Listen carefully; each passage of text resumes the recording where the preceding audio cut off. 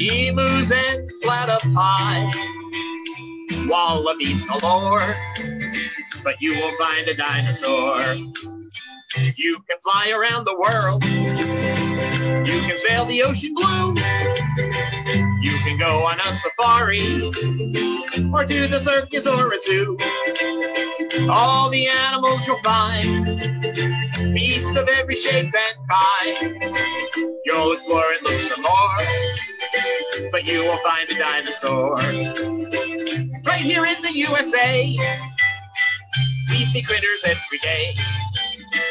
We see skunks and rats and frogs. We see squirrels and cats and dogs. We see insects in the sky, piglets in their sty. Eagles fly and soar, but you won't find a dinosaur. But there's one place you can go if you really want to know, and I'll give you all a clue. There is something you can do if you really want to see them. You can go to a museum, or to hear a lion's roar. Go to Field Station Dinosaurs, 'cause you can hear a dino roar at Field Station Dinosaurs. Hey everybody, that's a song from Field Station Dinosaurs, and I hope that you guys have either been there or maybe that you would be coming there next year. We're closed right now, but we'll be open next spring. And we love the Newark Museum because before there was even a Field Station Dinosaurs, we did shows and games at Newark Museum's Dinosaur Day many, many years ago. We've had a great relationship with them, and we've had a lot of fun working with them. Now, I am the expedition commander at Field Station Dinosaurs, and what that means is I'm the guy who sort of puts everything together. And my inspiration for all of that was a book that I read when I was a kid. I loved this book so much, and I dreamed about how it would be to own a dinosaur. And I'm going to read that book for you now. And who knows, maybe someday you'll grow up to own a dinosaur like I do. I own 68 dinosaurs. 68 dinosaurs. Imagine that. Danny only has one. So this is Danny and the Dinosaur by Sid Hoff. And I'm going to share my screen with you guys. There we go. All right. Danny and the Dinosaur, Stories and Pictures by Sid Hoff. And I'm just going to confirm that I am sharing my screen. Can everyone see the book? Great. All right, here we go. Danny and the Dinosaur, Stories and Pictures by Sid Hoff.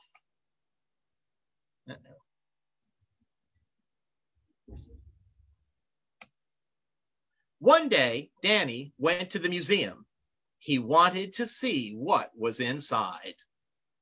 He saw Indians, he saw bears, he saw Eskimos, he saw guns, he saw swords, and he saw dinosaurs.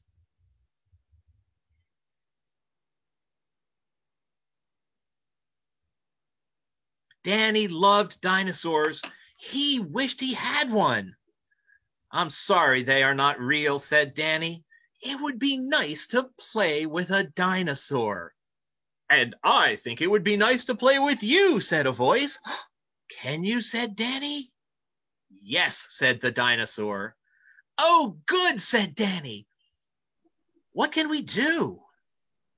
I can take you for a ride, said the dinosaur. He put his head down so Danny could get on him. Let's go, said Danny. A policeman stared at them. He had never seen a dinosaur stop for a red light. The dinosaur was so tall, Danny had to hold up the ropes for him. Look out, said Danny. I don't see the book.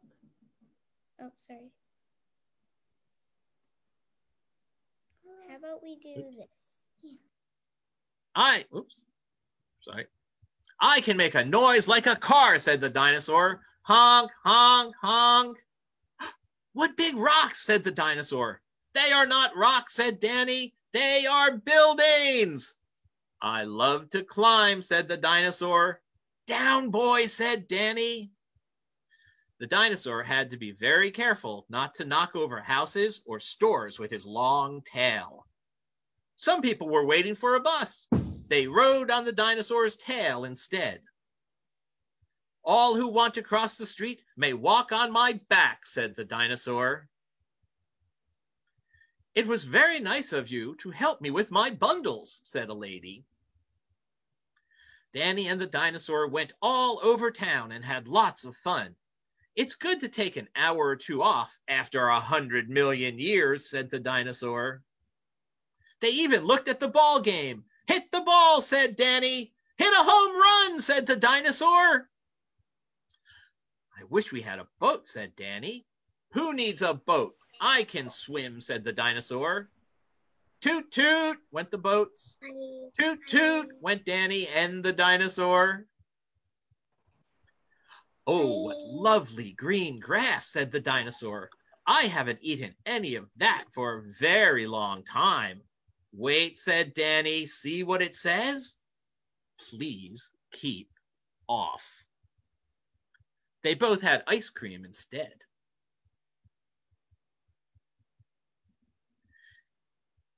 Everybody came running to see the dinosaur. They went to the zoo, and nobody stayed to see the lions. Nobody stayed to see the elephants. And nobody stayed to see the seals, giraffes, or hippos either. Please go away so the animals will get looked at, said the zoo man. Let's find my friends, said Danny. Very well, said the dinosaur. There they are, said Danny. Why, it's Danny, riding on a dinosaur, said a child. Maybe he'll give us a ride. May we have a ride? Asked the children. I'd be delighted, said the dinosaur. Hold on tight, said Danny. Around and around the block the dinosaur ran, faster and faster and faster. This is better than a merry-go-round, the children said. The dinosaur was out of breath. Teach him tricks, said the children. Danny taught the dinosaur how to shake hands. Can you roll over on your back? Asked the children. That's easy, said the dinosaur. He's smart, said Danny, patting the dinosaur. Let's play hide and seek, said the children. How do you play it? Said the dinosaur. We hide and you try to find us, said Danny. The dinosaur covered his eyes. All the children ran to hide. Then it was the dinosaur's turn to hide. The children covered their eyes. The dinosaur hid behind a house. The children found him. He hid behind a sign. The children found him. He hid behind a big gas tank. The children found him. They found him again and again and again. I guess there's no place for me to hide, said the dinosaur. Hey, let's make believe we can't find him, Danny said. Where can he be? Where, oh, where is that dinosaur? Where did he go? We give up, said the children. Here I am, said the dinosaur. Hooray for the dinosaur, the children cried. Hooray, hooray! It got late, and the other children left. Danny and the dinosaur were alone. Well, goodbye, Danny, said the dinosaur. Can't you come and stay with me, said Danny. We could have fun. No, said the dinosaur. I've had a good time, the best I've had in 100 million years. But now I must get back to the museum. They need me there. Oh, said Danny. Well, goodbye. Danny watched until the long tail was out of sight. Then he went home alone.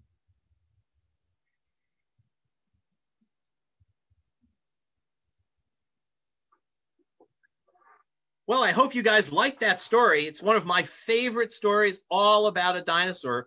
I wonder how many of you guys have already read that story or had that story read to you from somebody in your family.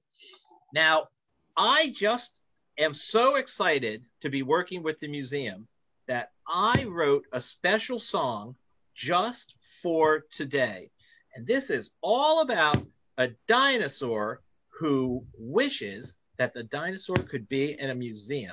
And I'm just going to find that for you right now. Is it a story? On my phone.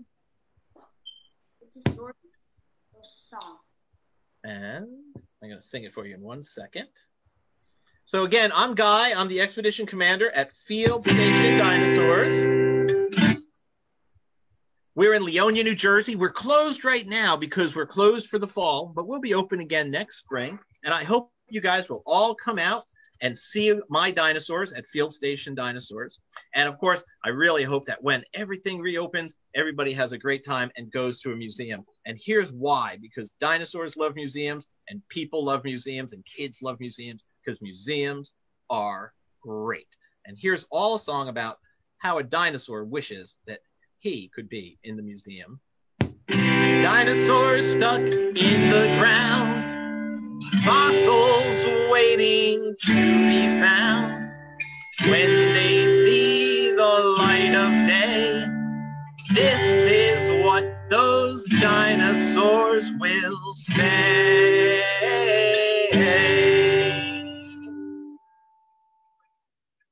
Put me in a museum now. I don't care where, I don't care how. On a pedestal for all to see. Everybody look at me. I'm a dinosaur framed in rock. Lines are forming round the block. Holy moly, holy cow.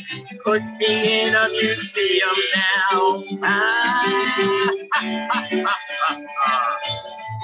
Put me in a museum now. See all the people saying, wow! Place me, it's inside the door on a shiny, polished marble floor. I'm a dinosaur, a work of art. Come and see me play the part. Holy moly, holy cow. Put me in a museum now.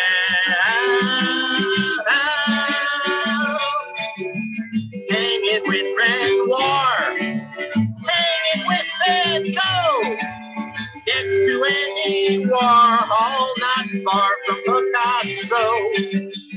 Ancient Grecian statues, collages by Matisse.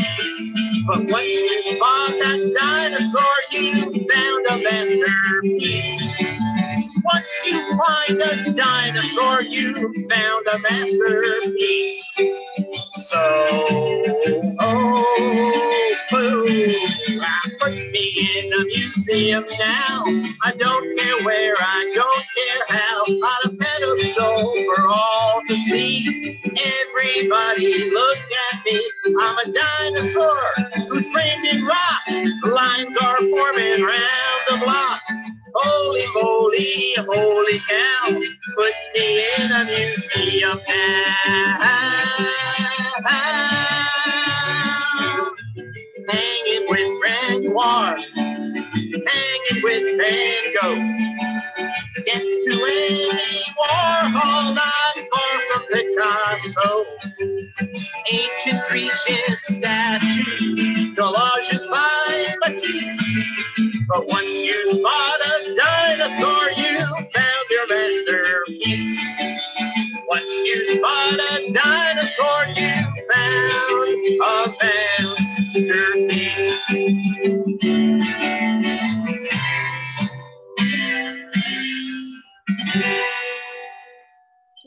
Have a great day, everybody. Have a super time, and we love the dinosaurs. I'll see you at the Newark Museum, and I'll see you at Field Station Dinosaurs. Bye-bye, everybody. Right, thank you so much, Guy. That was wonderful. I enjoyed the story and the songs as well. So what we're going to do now, ladies and gentlemen, is we are going to go ahead and do we have some questions that we can ask Guy before he goes? I saw that Frank has his hand up. Frank, do you want to ask a question? Yeah, the dinosaur book in Danny and the Dinosaur looked like a combination of a prosauropod, the size of a hadrosaur, and the size of a sauropod. I said that in the chat. I saw that in the chat too. Thank you. That was a very good observation that you made. Does anyone else have a question for Guy before we move on to our activity? Raise your hand if you have a question. I see Mary Ann Riley has her hand raised. Can you go ahead and unmute your video? We can have you ask a question too. I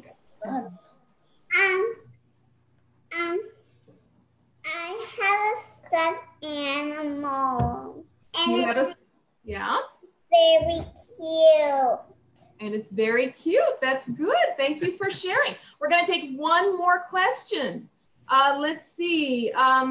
Oh gosh, this is going to be a hard video name to say. Maria 1230709 or 029 at Yahoo, I think is what it is. I see two siblings. I see you guys. Go ahead and ask your question. I got a dinosaur dictionary. You have a dinosaur dictionary. Oh, that's great. Do you have What's your favorite dinosaur? Yeah. Spinosaurus. Spinosaurus. Oh, that's a good that choice. is. Do you know where the Spinosaurus was found? No. It was found in Egypt. All the way in Egypt. They found dinosaurs on all 7 continents, including Antarctica, and Spinosaurus was found in Egypt. That is very cool. Well, Guy, I see we have a lot of other hands up, but we want to make sure we get our activity done too. So what I want you to do is hold your questions. You can type them into the chat, and we can ask Guy as we go through the activity as well in making our do-it-yourself dinosaur eggs. All right, so we're going to continue on with our activity. So again, if you have a question, type it into the chat so we can see it. And then either myself or Mr. Kevin, who's behind the scenes, can stop me at some point and we can ask Guy another question as we go through, okay? So don't worry if we don't get to your question right now. We're going to try to get through it through this entire session. So what I'm going to do now is I'm going to share my screen. We're going to go a little more in depth to dinosaur fossils and to show you how to make a do-it-yourself dinosaur fossil egg. All right, so I'm going to share my screen here. And again, for those of you who joined a little late, my name is Miss Mary. I'm the Senior Museum Educator at the Newark Museum of Art. And we are going to be learning a little bit more about dinosaur fossils as we do our activity today. So I'm going to start my slideshow. There we go. So right here, you actually do see a picture of a fossilized dinosaur egg. We actually do have fossils of dinosaur eggs from millions and millions of years ago at the museum on display that you can come see when the museum reopens. So let's learn a little bit more about the types of fossils that we can find, and then we'll show you how to make your own do-it-yourself fossil egg out of baking soda and hatching it with vinegar. What type of dinosaur it is? For the eggs, this was actually part of a dinosaur that was one of the precursors to birds. I don't remember the name of it off the top of my head, but we do have information at the museum about that specific egg itself. So we have handling objects like a model of a Tyrannosaurus Rex Tooth. So from the sharpness of this tooth, we can tell that this animal more than likely ate meat, so it was a carnivore. But we also, more importantly, have the jaw of a Hadrosaurus. And if you didn't know, the Hadrosaurus is actually New Jersey's state dinosaur. One of the first almost complete fossils of a hadrosaur was found down in Haddonfield, New Jersey, and that's where the name Hadrosaurus comes from. It was actually named after where it was originally found. When you look at the jaw of the hadrosaur here, where my cursor is, this is where the ridge of teeth for that hadrosaur are. And so we see they have little points to them, but this is a very grinding kind of tooth. So this is the kind of animal that would have eaten plants. So it would have been oh, now I can't think of the word. Guy, can you help me out? What's the word for a dinosaur that eats only plants? That's an herbivore. Herbivore, very good. So we have an herbivore dinosaur that is our state dinosaur. But sometimes when we look for fossils, we don't find bones, we don't find teeth. Sometimes we can find footprints left behind by the dinosaurs as they walked across the earth. So here's the footprint of a Grallator. This is a dinosaur that was not as big as a Tyrannosaurus Rex, not as big as a Hadrosaur. It was a smaller sized dinosaur. And the footprint is about the size of my palm or a little bit bigger. So if we can measure how tall a dinosaur was by its footprint, this dinosaur might have been a little bit taller than me. And I'm about, 5'8", 5'9" tall. So we have some dinosaurs that are about the size of humans, other ones that were really big and other ones that were very small. And we can tell a little bit about these dinosaurs by what is left over by them. But one of my favorite types of fossils that we have at the museum is called coprolite. And coprolite is something that used to be a part of a dinosaur, but the dinosaur sort of let this leave their body after they had eaten. So Guy, can you tell us what coprolite is a fossil of? Well, coprolite tells us a lot about what the dinosaurs ate because coprolite is dinosaur poop. Yes, it is. So we actually have fossils of dinosaur poop at the museum. It's one of my favorite ones to look at because, as Guy said, we can tell more about what a dinosaur ate by examining the fossilization of its poop, what's found in those fossils of its poop. Now, dinosaurs laid eggs. When they had babies, they laid eggs and then the babies would hatch from those eggs. So our activity today is to make our own sort of homemade dinosaur egg out of things we find in our kitchen. So I'm going to go through the materials that we need to be able to do this activity. So if you don't have everything prepared ahead of time, what you can do is get an adult to take a screenshot of your video, or you can use your phone to take a picture of the materials list so you can use it later. And do remember, we are recording this session, so it will be uploaded to Facebook later on. So you'll be able to refer back to this recorded session too. So let's go through our materials that we're going to need to make our dinosaur egg.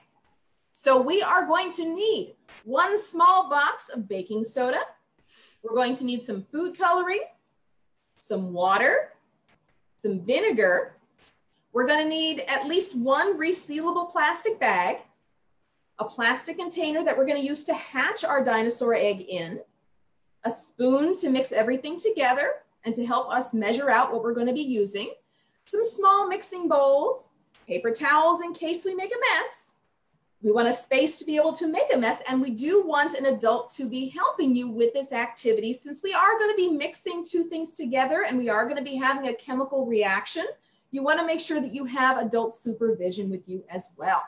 So I'm going to stop my share and I'm going to ask, okay, I am highlighted here at the speaker view. So what I'm going to do is I'm going to walk you through and show you how to make this do-it-yourself dinosaur egg. And I'm going to use my secondary camera so you can see what I'm putting into my bowl and how I'm mixing things together. So I'm going to change my point of view here so you can see the bowl that I'm going to be using to mix some of my materials together. So as I said, we need some baking soda. So we're going to start with our baking soda. And I've already taken a bunch of baking soda and put it into a bowl, so it's easier for me to measure. I'm going to take my spoon and I'm going to measure out some really big spoonfuls of baking soda. So I'm going to do about 5. So 1, 2, 3, 4, and 5. So that's going to be in my first bowl. I'm going to take a second bowl and I'm going to do the exact same thing. I'm going to take 5 big scoops of baking soda and add them into the bowl. That's 1, here's 2, here's 3, here's 4, and here's 5. So I'm not going to use the entire box of baking soda because we don't need that much to be able to make our dinosaur egg. So I now have 2 bowls that have 5 large scoops of baking soda inside of them. I'm going to leave one white. The other one, I'm going to add some food coloring to because I want my dinosaur egg to be multicolored. So you can choose any kind of food coloring that you have. Oh, there we go. Any kind of food coloring that you have, any color that you would like. But since we do have a lot of baking soda here, we want to add a lot of food coloring. So I'm going to choose a purple color for my dinosaur egg. So I'm going to put maybe about 10 drops of food coloring in there. So here we go.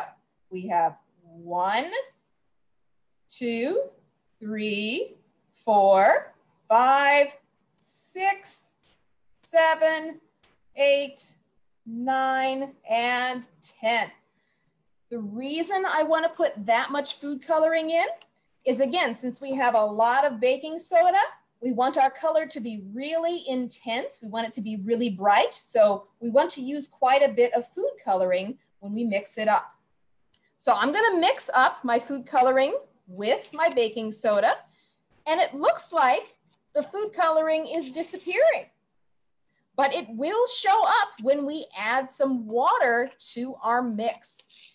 So that's going to be our third step. So again, we started out with 5 big scoops of baking soda. We added 10 drops of food coloring. Now we're going to add a little bit of water, just a little bit at a time. I'm going to only add maybe 1 spoonful at a time and then mix things up because you don't want to add too much water. We're looking for something that has the consistency or looks a little bit kind of like crumbly cake batter where you haven't added so much to where it's liquid yet.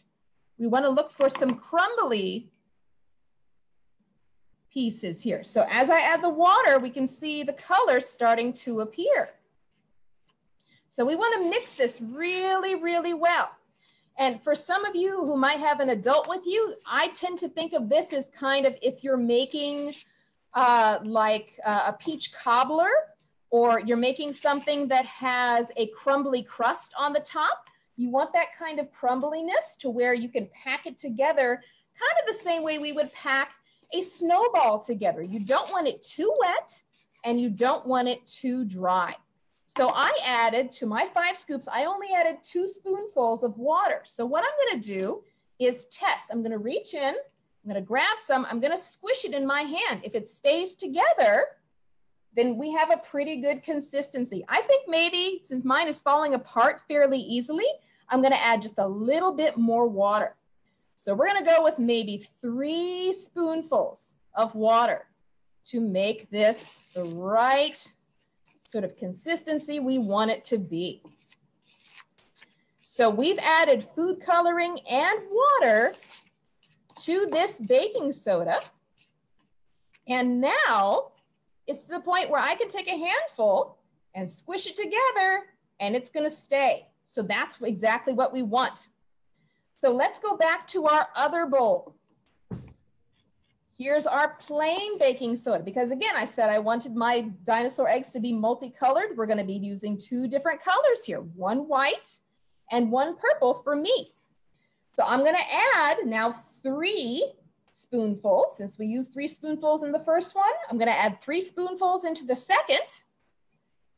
And that 1, 2, and 3. I'm going to mix them all in. And we should get something that looks a little bit like that purple that we got before. And now, once we mix that water in, we are ready to start forming our dinosaur egg. All right, so I have my 2 colors here. Now, what I'm going to do to make this a little easier for you to see is I'm going to switch back to my other camera, because I'm going to hold this up in front of my face so that you can see me doing it in front of you rather than through that camera there. That camera was used so that you can see how to mix everything together. Now I'm going to show you how to pack it together to make your dinosaur egg. So in the materials list that you might have seen before this session, that might have been sent to you when you signed up for this session, It's said to have a small dinosaur toy. If you don't have one, that's perfectly fine. You don't need to have one to do this activity. You can go ahead and just form the egg with nothing inside of it and still hatch the egg.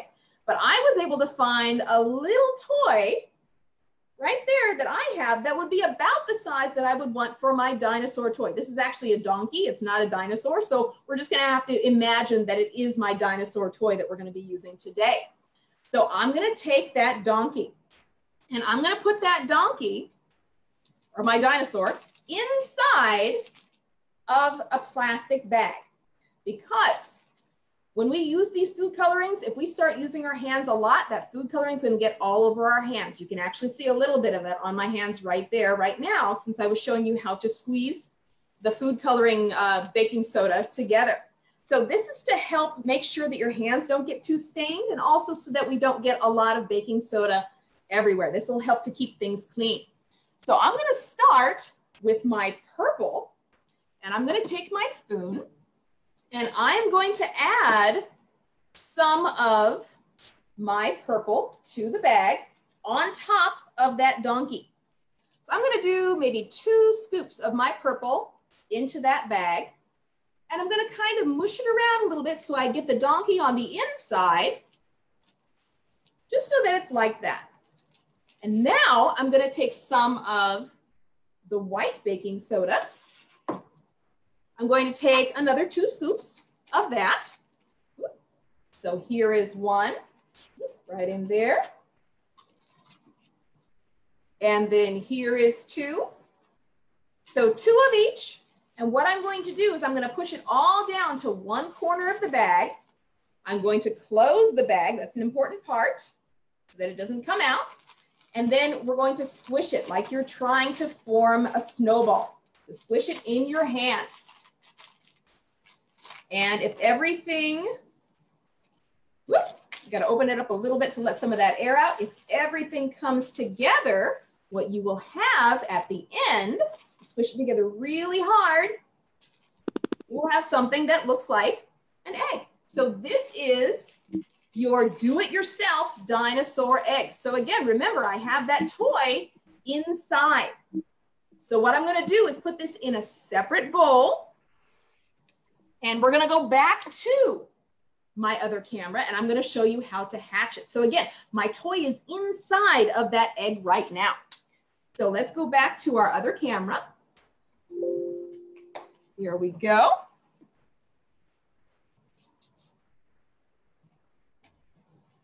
So let's see. What we're going to do now is, I want to make sure that I can see my dinosaur egg well here. There we are. So I have some vinegar here that I'm going to use, and I'm going to use a spoonful at a time to hatch this dinosaur egg. Now, one thing I need to point out, and I want to go back to my other camera for just a second here, is that when we do science experiments, because this is part of a science experiment, when we add the vinegar into the bowl and the vinegar touches the baking soda, a chemical reaction is going to occur. It's going to cause a lot of bubbling and a lot of spitting and splattering because the bubbles are going to pop, and it creates carbon dioxide. When we do science experiments, we never ever stick our face into the place where the reaction is happening. We always watch it from a distance because we don't want to accidentally get something in our eyes, and we don't want to be breathing in a lot of the carbon dioxide that this gives off. So we need to be careful. This is why when we do this activity and when you hatch it, you really want to have adult supervision there so everybody can stay safe, okay? Ma'am, can we have a question, please, ma'am? Yes, go ahead. Yeah, what bowl we supposed to put the vinegar? The second bowl or the first, the kids starter? You can put the vinegar in a separate small bowl and then use the spoon to transfer it to the container that the egg is in. Okay, thank you. Okay, all right, perfect. Mary, before you continue, just want to remind you we have about 5 minutes left in this session. Yep, and all we have to do is hatch the egg, so we are going to be fine. Okay, so there is my egg.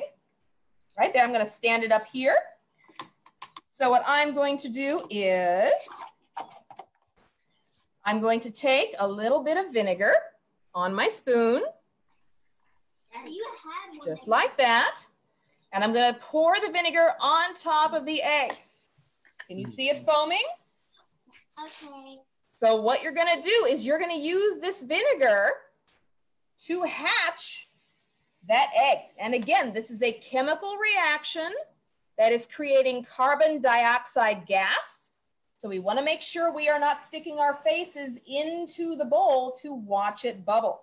So what you are going to do over maybe about 10 minutes or so is you are going to be using that vinegar to continue to hatch this egg and see if you can hatch that toy that you put inside of it out. Now, one other thing you can do is if you want this to take a little bit longer, you can actually freeze the eggs overnight and then hatch them the next day too. But that is the activity for today, to have you make dinosaur eggs, do it yourselves, and hatch your dinosaurs out of your eggs. And again, if you don't have the toy, that's perfectly fine too. So let's check the chat and see if we have any other questions.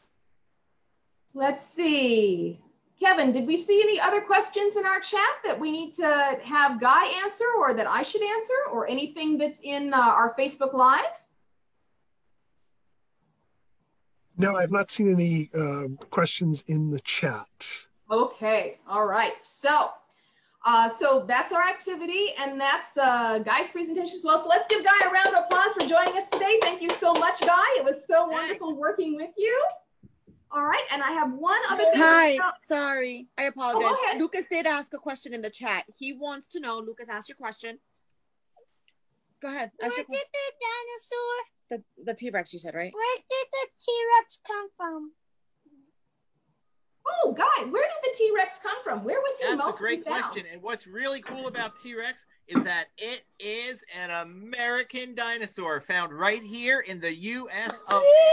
out in the Dakotas and Montana. And then also just recently, T-Rex has been found in Alberta, Canada, up north in our neighbors to the north. So they've been found right here in America.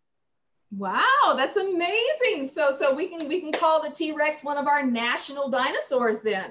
We sure can. Okay, I don't know who is showing their video right now because that's not me. But one final thing I have to tell everyone is that, where'd my notes go here? There we go. So thank you all for joining us today for our story time and our activity. I hope that you're excited to make and hatch your dinosaur eggs. So next up at 11, we have Robert Walters, who's going to show us how to draw realistic dinosaurs. And make sure that you mark your calendars, not only for the activities for today, but coming up on October 10th, we have another community day, which is all based on games. It's called Game On. So it's a virtual day of events on art, technology, and gaming for the whole family. So the next session is at 11. If you've not signed up yet, go ahead and go to our Facebook page and see the information to sign up for that next session, and have a wonderful day. Thank you so much to everybody for joining us this morning. We hope that you had fun, and we will see you again. All right? Bye-bye. Bye, everybody.